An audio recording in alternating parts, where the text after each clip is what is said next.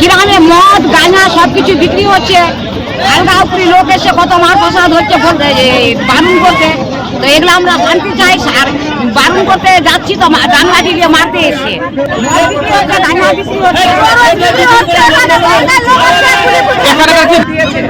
আমরা বারণ করতে গেছি যে মদ বিক্রি করবো না, তো ওর বাবা বিল্লুর বাবা বললো যে হ্যাঁ বিক্রি করবো না।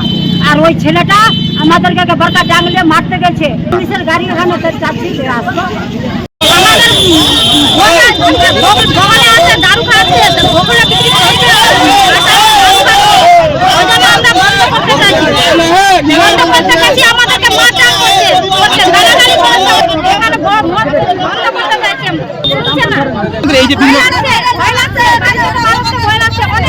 আমি মদ বিক্রি করি না, দু চারটে নিয়ে আসি খাই, এই তো ব্যাপার। কিন্তু মহিলারা কোথায় থেকে এনে খাচ্ছে তা আমি তো বলতে পারবো না, না আমার কাছে মদ নাই। না আপনার কি মদ বিক্রি লাইসেন্স রয়েছে? না আমি মদ বিক্রি করি না। ওরা ওই যে তুলসীঘাটা থেকে মদ খাচ্ছে আর আমার নাম দিয়ে দিচ্ছে। আমি এই খেত গৃহস্থী করি, গরু বাছুর নিয়ে এই করি। ড্রাগসও ব্যবহার হয়, এখানে বিক্রি হচ্ছে, খাওয়ারও খাচ্ছে, বিক্রি হচ্ছে, আর চুরি চামারি প্রচুর হচ্ছে।